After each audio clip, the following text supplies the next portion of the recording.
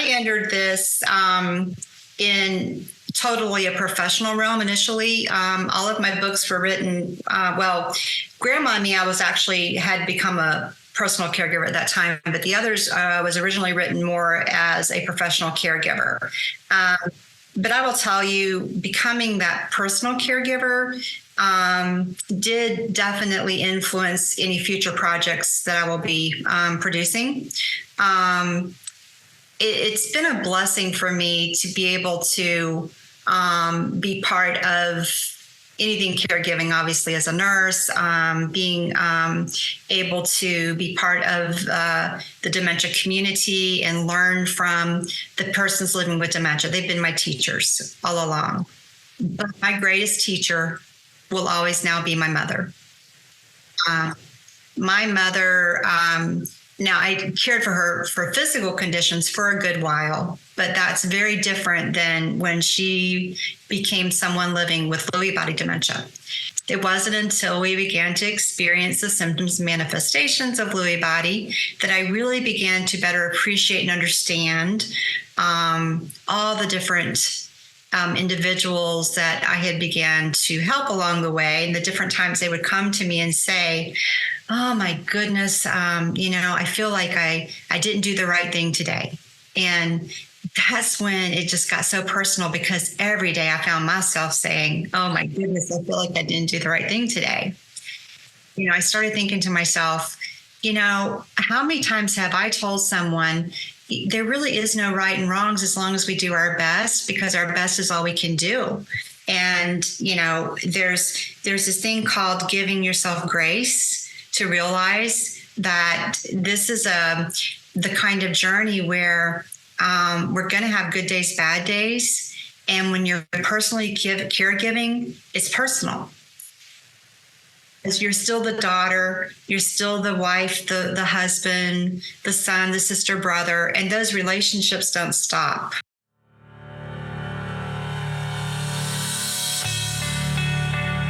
Welcome to the All's Authors Podcast. We're so glad you found us. We're the global community of authors writing about Alzheimer's and dementia from personal experience to light the way for others. I'm Mary Ann Shuko, a registered nurse, author, and dementia daughter. And I'm Christy Byrne Yates, a licensed educational psychologist, dementia daughter, Al's author, and coach focused on the sandwich generation. Please join us for bi-weekly episodes with our authors as we talk about their dementia journeys, sharing intimate details and painfully obtained knowledge to help others currently on that path. We hope these stories offer you comfort and support as we strive to break the silence and stigma surrounding a dementia diagnosis. May one of our authors speak to your experience. This is the Whole Care Network.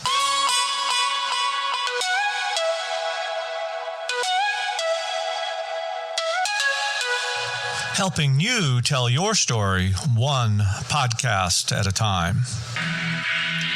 Content presented in the following podcast is for information purposes only.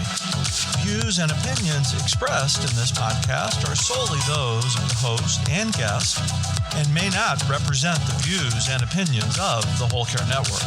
Always consult with your physician for any medical advice, and always consult with your attorney for any legal advice. And thank you for listening to the Whole Care Network.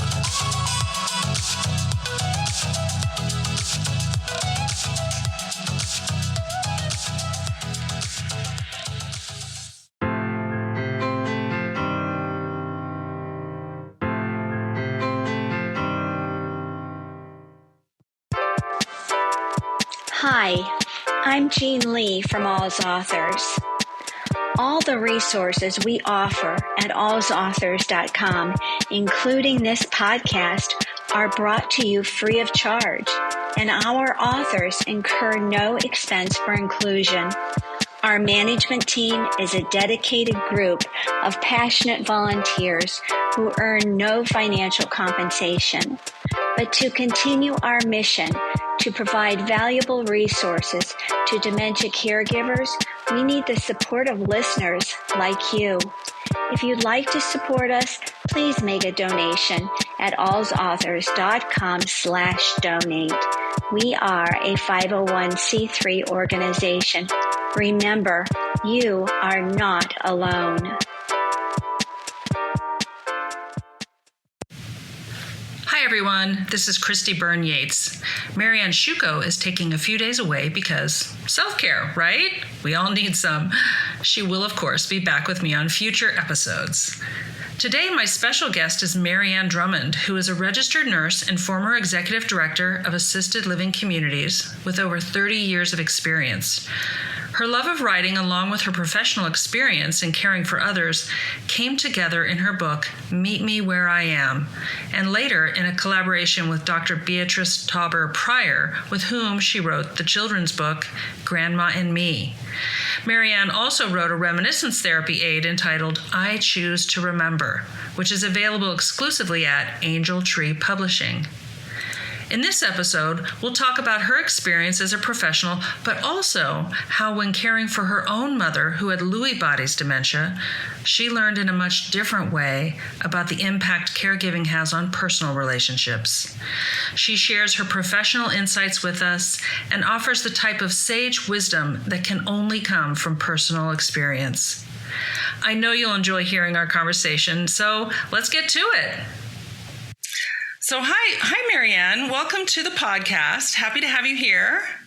Thank you, Christy. I'm excited to be with you today. Yeah, and I have been looking at things you've done and the books you've written and know a little bit about your background, but I'm just so excited to have you on the podcast because I say this often when I talk to children's authors. I love that we're bringing children into the conversation. So dementia is a whole family piece that we need to look at everyone. So I'm so glad you did that. But you've also written a caregiver guide for caregivers, and as a professional in the industry, the caregiving industry, you've really offered something to people that I think is so helpful. So I want to talk about your books, but maybe we can just start off and you tell us a little bit about yourself and how you came to be an author, and we'll go from there.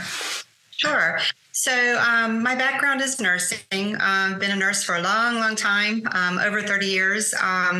And most of my nursing now has been in helping people in the assisted living industry. Some years ago, having responsibility for helping to design and implement programs in memory care settings. All my life, I've been something of a writer, even as a very young child. So combining those two passions, taking my writing passion and education in professional world together, I always thought I would write a book someday. Now, that book was not supposed to be necessarily on dementia. The two came together at some point, and that was the genesis of Meet Me Where I Am, an Alzheimer's Care Guide. I was doing a lot of dementia education, speaking at conferences and public seminars and so forth, and someone came up to me and said, why don't you write a book? And I thought, well, why not? So, that's how that sort of came to be. That's fantastic. And so I think Meet Me Where I Am, just as a title, is so profound because that's really, I'm sure you as someone in the industry knows, that's really the key component for how you're interacting with someone. So can you tell us a little bit more about where you, like what you put into that caregiver guide and what it's sort of, and it's been out there for a while. So really tell us a little bit about where you're going with that and what you're using it for and how it's being received. That'd be great to hear about. So initially began as a concept of how I wanted to help teach people in the industry to approach persons living with dementia to help them live their best each day. And, you only have such little time, such little snippets when you're working with people, and you want to give them something they can really take back and use as hands-on. So that's how it sort of began. And quick funny story that people don't know. A lot of times when I was doing my public seminars, I had this little snippet, 36-hour day I would read as my icebreakers. And I was doing a presentation one day and I lost it. I couldn't find it. And I was like, oh goodness, dear Lord, please help me come up with something today that I need for my little icebreaker. And I started thinking, if I was the person with dementia, what would I want to say to them? And that's when I wrote the poem that's in the beginning of the Meet Me Where I Am book. I sat down in about 10 minutes. I said, this is what I would want if I was the person living with dementia. And what I drew from was all the people that I had been caring for all those years, living with dementia, and those families. The poem starts off saying, I'm raising my children. When I see you, I see my husband. Meet me where I am. And it's talking about that person, just really wanting you to walk beside them and walk that journey with them, versus what we are constantly doing is bringing that person into our present. It's time for you to take your medications. It's time for you to take your bath. It's time for you to eat. But that person maybe say, no, I don't think so. Not right now. Yeah. We all know when we have dementia, our reality at that moment may be something different. And we have to enter that reality to gain that trust, to gain that understanding, to bring them to what maybe needs to be done in the moment. Oh, for sure. And then also the sort of refraining from the constant quizzing, like, you remember, and we're trying to, as you said, bring them back to what we know, because, and I don't know how you feel about this, but it seems to me, I get where caregivers are doing that because it's so hard to, it's coming from a place of grief. It's coming from a place of fear. It's coming from a place of worry and anxiety. And, if I can just get them to hang on to this one memory, they'll be back, right? They'll be back. And love. It comes from a place of love. For sure. Relationship that we remember. And, we almost want to bubble wrap, preserve, protect the person we remember and the relationship that we're used to. Mm-hmm. And I think the way I try best to help people understand is, at the essence, what is dementia but brain damage? If someone were in a car wreck and they had an injury to their brain, we tend to understand that better. And we understand, that's the reason that they can no longer do, but fill in the blank, whatever that function is that's lost.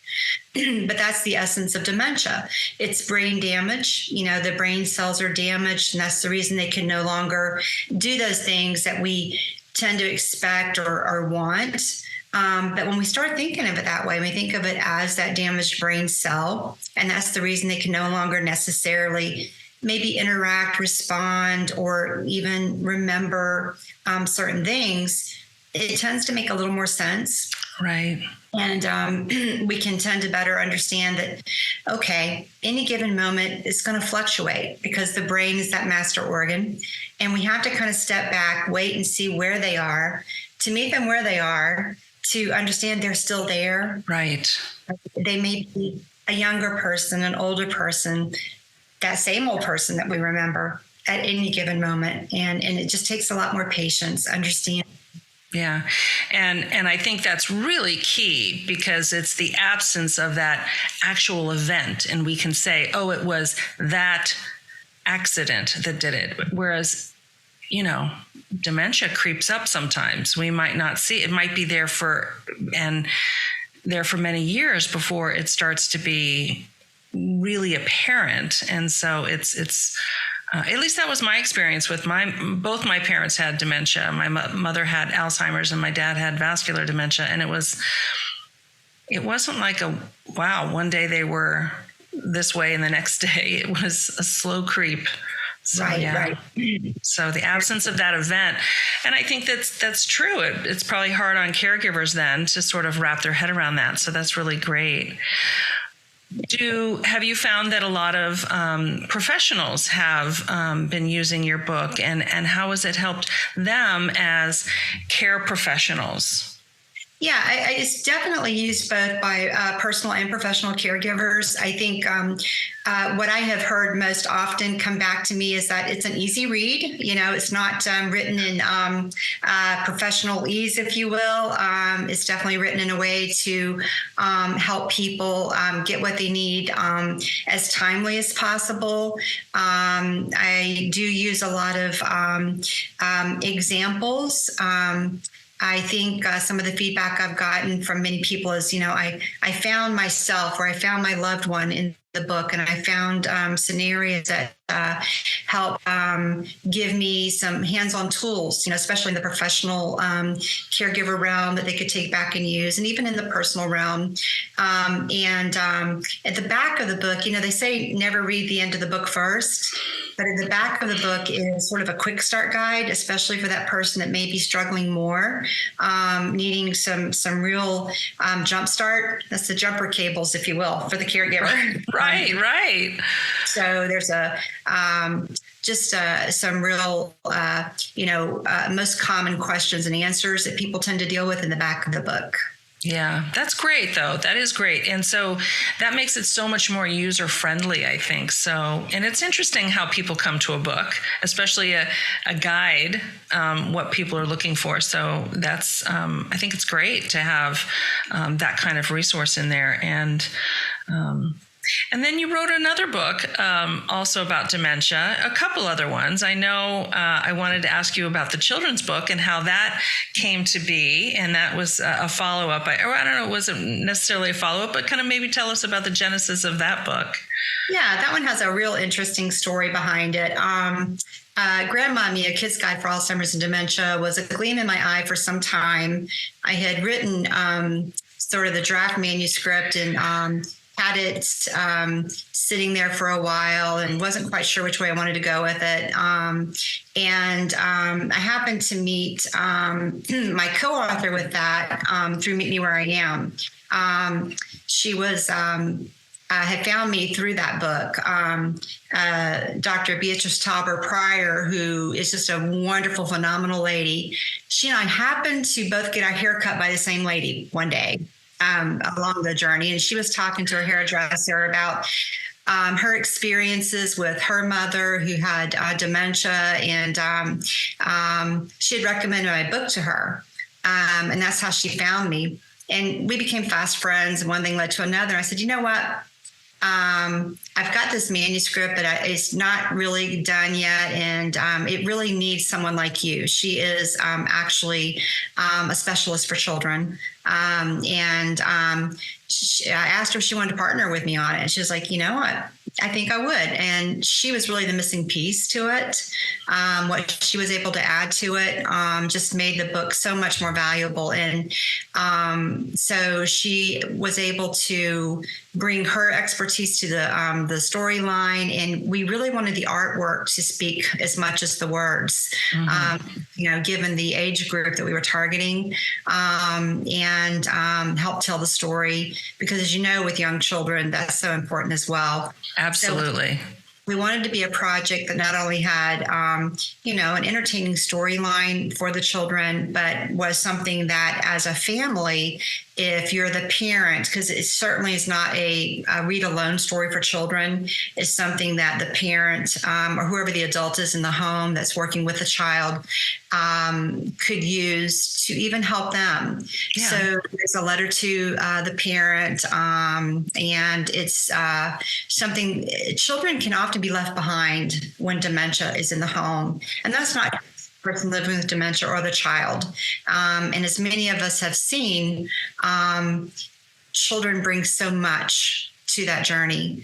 And there are going to be some times when, yes, we're having those manifestations of symptoms where, if we're a little agitated or we're tired or whatever, we need to be more alone. But there's going to be wonderful times when we can all be together as a family, and normalcy is so important. Mm-hmm. That's what we wanted the book to be. We wanted to be that bridge, that connector on how do we do that, and how do we do that for as long as possible and maintain normalcy for as long as possible. Right. Right. And answer those questions. Yes. Yeah. Like what's wrong with grandma and how come she didn't? Yeah. And absolutely. And I think, also what you were saying about children can sometimes be left behind. That's so, important to remember that dementia does impact the whole family. And for sure, how do we maintain those connections? It can be scary for kids. It can be scary for kids to walk into an assisted living. So I know you've been a professional in the assisted living community for a long time. Did you find there were ways that you tried to make it easier for kids or activities? Yeah. That's part of how this story, this whole book came to be. I would find sometimes it was hard for the children to really understand. And sometimes I would even see families just automatically shut the children out once dementia diagnosis came. And, I remember when I first got the idea to do this book, I was presenting and afterward doing some book signings for Meet Me Where I Am. And a lady came up and says, "Now, where's the children's book at?" And I said, "Excuse me?" She goes, "You got to write a children's book." This has been so helpful. And she's holding my book up. She says, "I've been giving it out to all my family members, but I need a children's book." And I'm like, okay. Yeah. Fantastic. So, that's really great. I know that's something that is so important for families, is to know not just like, what can we do, but not to forget there's someone else in this picture oftentimes. And how do you encourage kids to interact with a grandparent who might not remember them, or might, and then also might not want to do an activity, or who knows? There's all kinds of things that might interact or sort of impact that relationship. So I think that's wonderful. That's so great. And then I know you have one other book that you offer. And so I Choose to Remember. And can you tell us a little bit about that one? You're prolific, Marianne. So let's hear about the other one too. Yeah. I Choose to Remember is a reminiscence therapy aid. It's a tabletop book. It has short stories. It has pictures as well that help stimulate memories, and it has places for journaling. So the original intent was more maybe for people living with dementia. It's made its way into other arenas. I know some groups that use it in psychology to help people dealing with depression. It has a little following for some younger people out there in the world who are like, wow, those are some interesting things that used to happen way back in the day. Yes. Yeah. It's got a whole little vibe to it of just kind of a little chicken soup for the soul vibe, if you will. Oh, fantastic. Yeah. That's great. And then I know we'll talk a little bit more about where you can find your books, but I know that one you said you offer on your website, correct? Yeah, that one's only offered on the website. Yeah. That is a self-published book. So that's on angeltreepublishing.com. Okay. And then, so I also want to ask a little bit about, I know you're very active in the caregiving community, and so you bring a lot of professional insight into this, but could you tell us a little bit about also how this is, or how has this ever been a personal endeavor for you, and how has that shaped sort of your books or where you're thinking in terms of what you're doing out there in the world? Yeah. Well, Christy, that's a great question. I entered this in totally a professional realm initially. All of my books were written, Grandma and Me, I had become a personal caregiver at that time, but the others was originally written more as a professional caregiver. Mm-hmm. But I will tell you, becoming that personal caregiver did definitely influence any future projects that I will be producing. It's been a blessing for me to be able to be part of anything caregiving, obviously, as a nurse, being able to be part of the dementia community and learn from the persons living with dementia. They've been my teachers all along. Yeah. But my greatest teacher will always now be my mother. Mm-hmm. Yeah.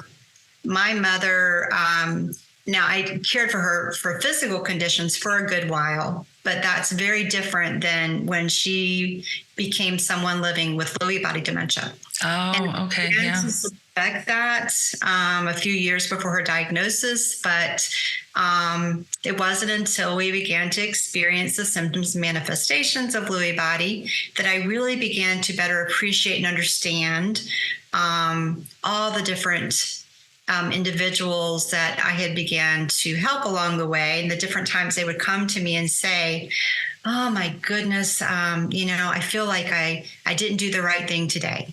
And that's when it just got so personal, because every day I found myself saying, oh my goodness, I feel like I didn't do the right thing today.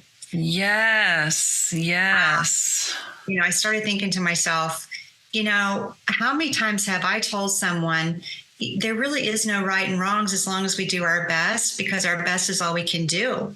And, there's this thing called giving yourself grace to realize that this is the kind of journey where we're going to have good days, bad days.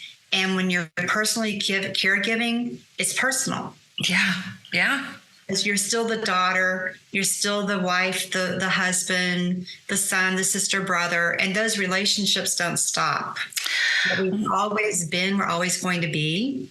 Yeah. I mean, that's such incredible insight, because, and so I want to ask you, did you find then that who you were as a professional, how did that then impact you as a daughter caring for mom? Oh gosh, so many days I would feel like the biggest, I'm just going to say hypocrite, because here I was able to help literally, if I did the numbers, thousands of people to do a job caring for their loved ones. And I would come home and fail in my own eyes with my mom.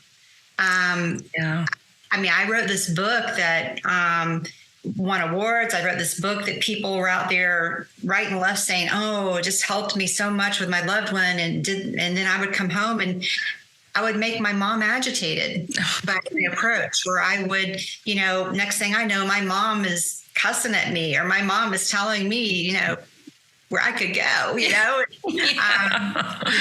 Everybody can have some manifestations that can be a little more difficult than other journeys. Yeah. But I could actually rewind the clock and see where if I had not have done this, she probably wouldn't have done that. And in my mind, I knew better. But because of the historic mother-daughter relationship, there's sometimes it was like I would come home and take the dementia educator hat off, and I would just be the daughter. I'll give you an example. Mom was running late for a doctor's appointment, as typically would happen. We could start 2 hours ahead of time to get ready, and we would still be running late. I'm drying her off, trying to get her ready, and we're going as mom's speed would go. And mom says, there's water on the floor. Well, there's no water on the floor. And I'm drying her off, and, I need to meet her where she is. And I should have said, okay, let me take care of that. But instead, I'm in a hurry. I'm like, what do I say? There's no water on the floor, Mom. Let's go. Exactly. and so mom gives me a second chance to make this right. Mom says, there's water on the floor, dry it up so I don't slip on it. Yeah. The water is 3 feet from me. To dry that water up, I've got to make sure she doesn't fall. I've got to shore her up, do something really cool to go over there and get that water. So what do I say on the second chance? About the same thing. You're right. This goes on to the point that when the third chance comes and she tells me to go dry that water up off on the floor, I very quickly tell my mom and reassure her there's no water on the floor. I'm not going to let her fall. Now, my mom is a retired nurse, mind you. Okay.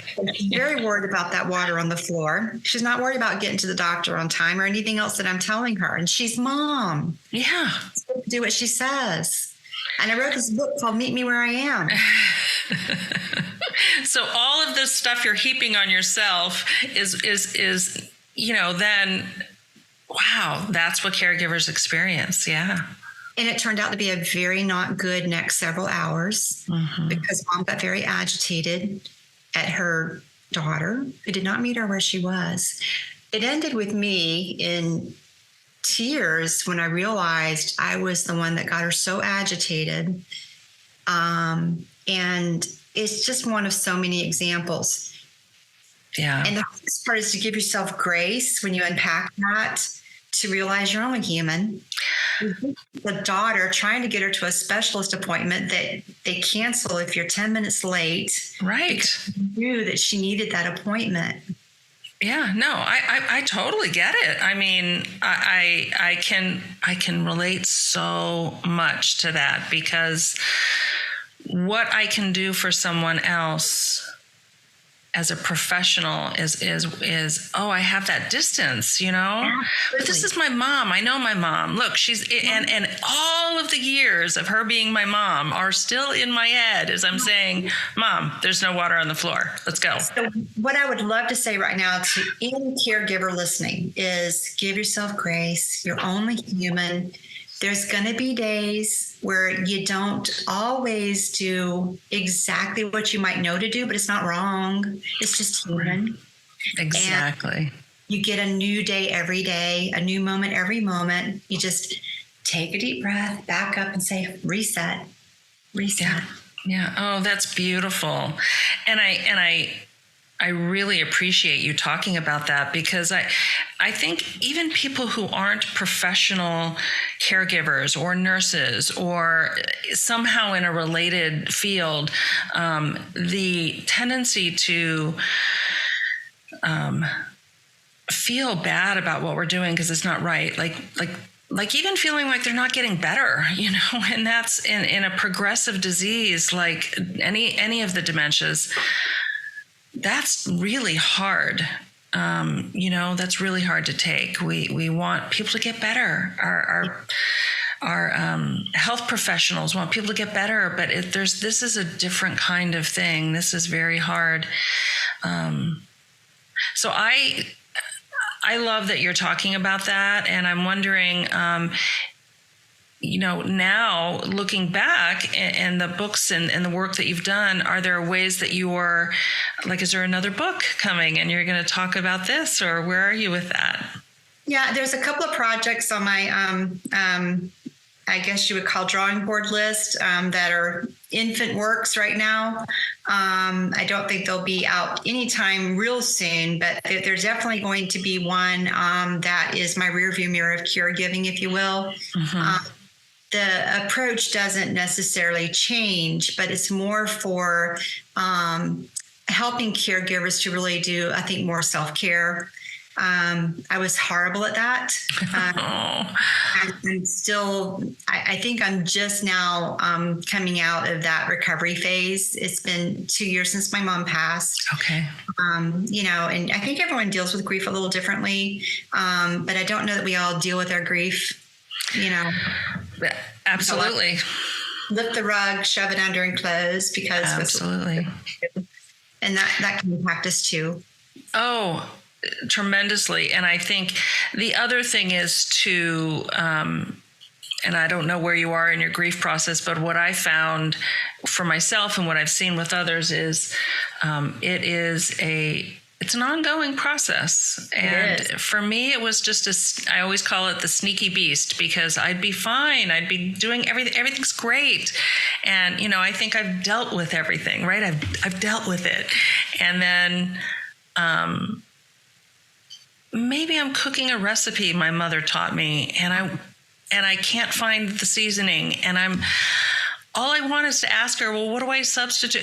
And then boom, I'm right back in this place of like, oh my God, I didn't ask her these things, and she's not here. And it's overcoming. And so, and it could be, my parents both passed away in 2015. So it's been 8 years. And I still can be right back in that moment. And it's, so the piece about giving yourself grace, we also in grief have to give ourselves grace, I think, to realize, it's not going to be over. We're going to miss somebody for the rest of our lives. It's about how do we cope and how do we integrate that? To me, it's just, I've gotten to a different place with it, but it is really, so I think self-care for caregivers and then in grief, really important to speak to that.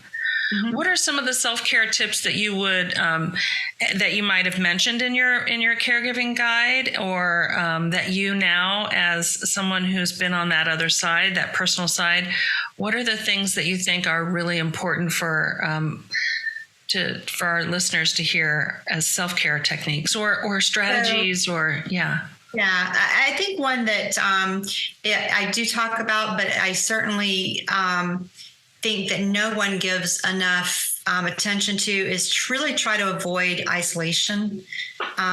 I think caregiving, just because of all that's demanded of you, especially if you're the 24/7 caregiver, it becomes very isolating. And I don't just mean isolating because you are constantly giving of yourself. You don't realize how isolated you become from your previous self prior to caregiving. You hear this from many people. When the caregiving ends, it's almost like coming out of someone who's suddenly finding themselves in a new relationship post-divorce or something, because the person they were before isn't there. Yeah. They find that their friend circle or they had stopped going to church, or they had stopped doing anything they did prior with their spouse, and you're rediscovering relationships or rediscovering how to be. Absolutely. You let go of so much. Now, a lot of times people say, well, how do you not do that? Well, you just try really hard to find that balance, even if it's just, I know I found myself, a friend would offer sometimes, hey, why don't you let me stay the night with your mom so you can go do something? And my response was always, that's so kind of you. Thank you, but no. Yeah. And we do that because of several things. We don't want to impose. No one can do it like you do. It's your responsibility. I mean, fill in the blank, all these excuses. Yeah. Don't say no. If someone offers, take it. And, if you can afford respite for yourself, give yourself a respite night, at least, once a month or whatever you can afford, take it. Right. And find those resources in your community. There may be community resources that offer respite or, some sort of relief for you. I think the isolation piece is so critical. It also feels like, and I don't know what you think about this, but I know there were people who were there for me and could hear me and they didn't mind hearing the same thing again and again, because it was the same thing, But there were some people who didn't really want to, it was hard for them to hear my pain. And so I had to, after caregiving, learn how to integrate those people back into my life. Some I did, some I didn't, but most I did. And it was like, it doesn't mean they didn't love me or didn't care about me. They just couldn't. But I think that that's part of the thing, is that everybody can't do everything for you, but it's finding the people who can, and definitely being willing to say yes to some of the offers of help. It's so hard. Yeah. And then the other thing is finding what you can do just to, whatever your own little guilty pleasure is, if it's getting yourself a chocolate covered strawberry every now and then, or for me, it was, I do love nature. I couldn't, go out and hike or do those sort of things the way I wanted to, but I would find myself just going out, sitting out in the sunshine, or, sitting out in the open area and feeling the breeze, or, looking up at the sky, just making myself step away just to hear the birds. Having that moment of replenishment, whatever that is for you, take it. If it's the bubble bath with the candles, take it. Whatever you can do when you can, take it. Right. You've got to replenish. Yeah. I think we've all heard and seen statistics about how caregivers are more likely to become ill, or caregivers are more likely to have issues with, ending up in the hospital or other things. And you can't care if you're not there. So you've got to also have your routine health appointments and, make sure that you're attending to your own health care needs as well. It's very important. Oh, my gosh. Well, I think that's absolutely critical. And I'll tell you, we take care of our kids. We take care of those people we have to take care of. We take care of our house. We take care of our pets. And like our doctor's appointments, we reschedule, we cancel, or we don't make them. And then we forget. It's so easy to forget that if we don't take care of ourselves, all those people that we're protecting won't have us. I did have a question. I'm wondering, you're a professional in the field, and then you write this really amazing book for caregivers. As you were experiencing life as a caregiver, did you think back, wow, I should have put that in the book? Or, wow, this is different than what I was telling? I mean, I'm just wondering, how did that impact you? Did you think, wow, I should change that. Maybe that'll go in the next edition. I'm just curious. I really didn't have any moments of I should change that. I actually stepped away from the field for a few years and was able to enjoy doing nothing but dementia education, traveling around and enjoying that passion. Mm-hmm. I certainly was able to collect a lot of, here's some thoughts for a next book, because you're always learning, you're always continuing to learn.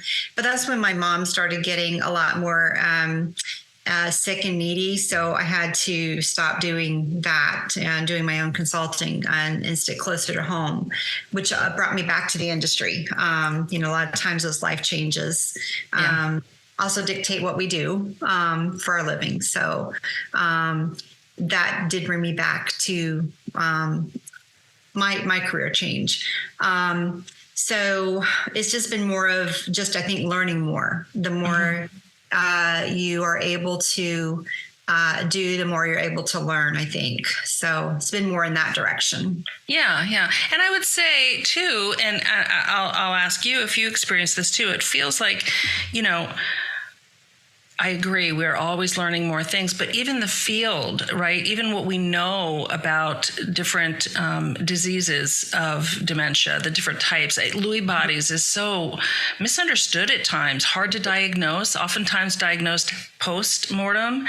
And so, we don't know everything. So we're always learning new things. And so this previous understanding of something might, we have to shift our models in our minds at times and say, oh, well, no, we know better now. We didn't know that then.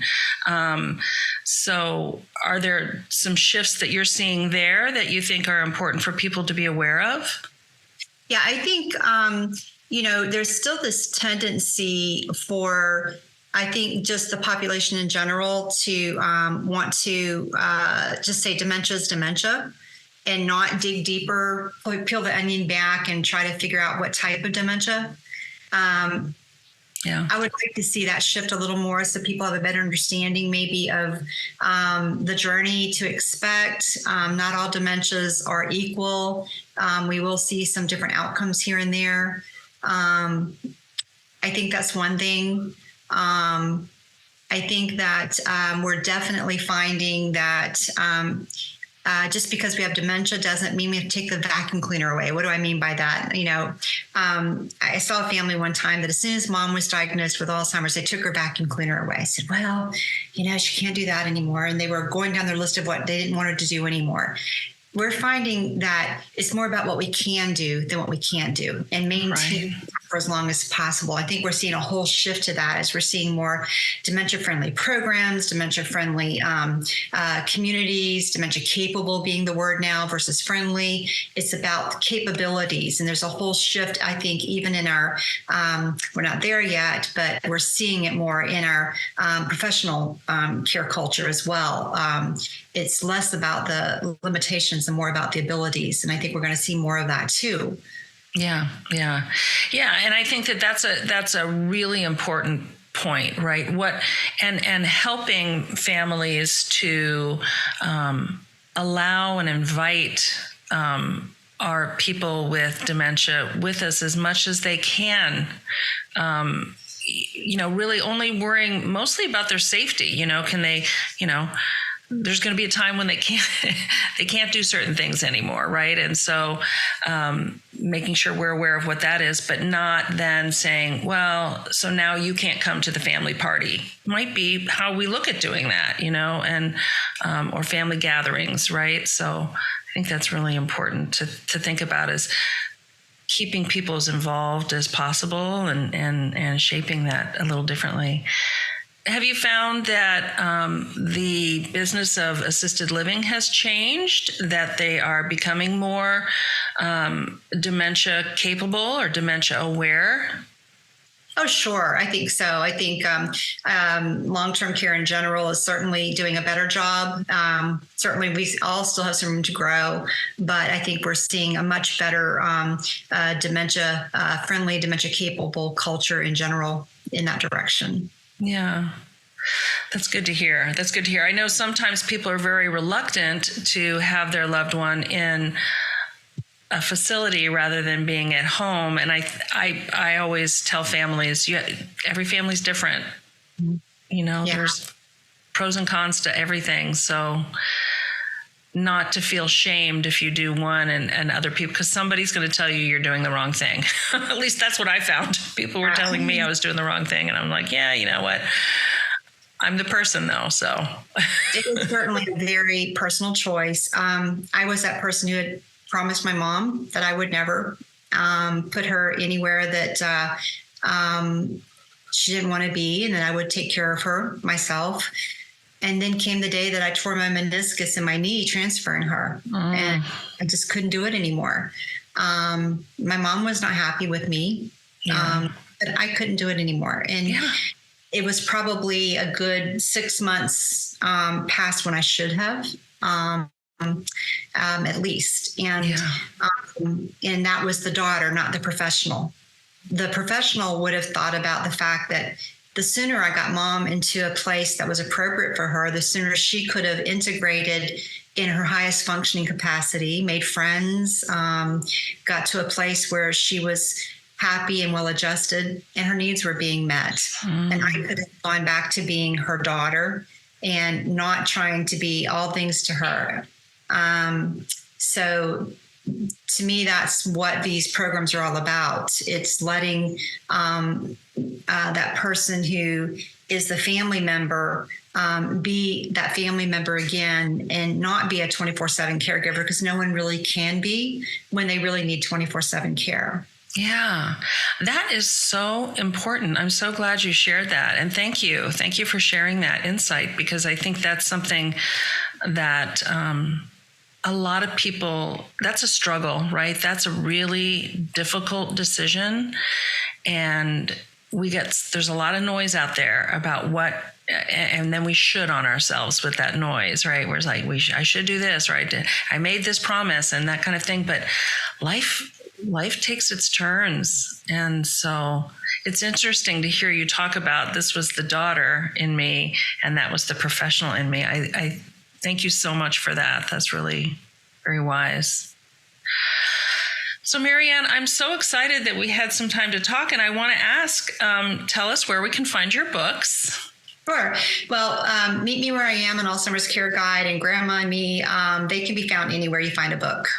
They're out there anywhere and everywhere. And I Choose to Remember is on the website only, on Angel Tree Publishing website. Okay, wonderful. And all of those, or at least I know Meet Me Where I Am and Grandma Me can definitely be found on the Al's Authors website. We have those available in our bookstore. But and now, did you do any audiobooks for either of those? I believe Meet Me Where I Am is in an audiobook through Morgan James Publishing. Excellent. That's terrific. And the reason I say that is because, boy, caregivers sometimes, this is why we have a podcast, because sometimes we just need to plug in because we don't have time to sit down and read something. So that's great. And then we can find you at Angel Tree Publishing, correct? Yes. And or Angel Tree Consulting. Angel Tree Publishing through that website, and I am on former Twitter, now X, at RN. I am on that as well with RN for ALZ. Wonderful. RN for ALZ. Terrific. Is there anything else you'd like to share with our listeners before we go? I've been delighted to talk with you. I just want to say what a great resource ALZ Authors is. I always say it's kind of like a box of chocolates for caregivers. Just dive right in. You keep on biting. You're going to find that one that's just great for you. I'm just very honored to be part of this resource. And my heart just goes out to all the caregivers. Blessings to everyone. Thank you so much for having me.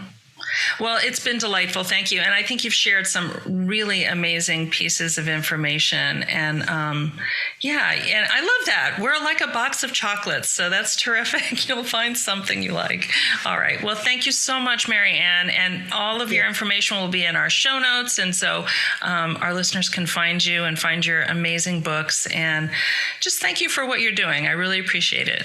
Thank you for all you do. Thank you so much. Thanks. Bye-bye.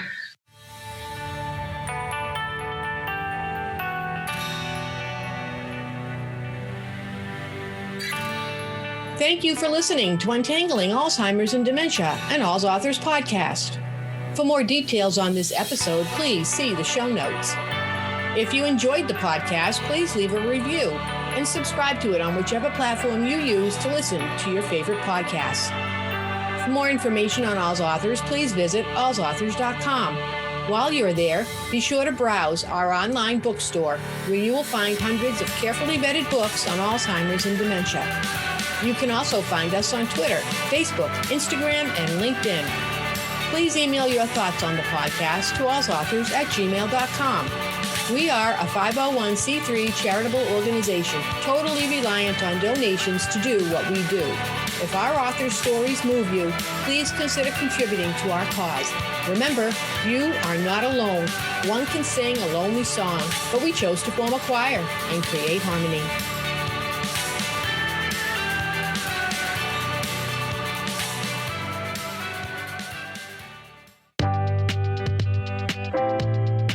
Hi, I'm Susan of Alz Authors.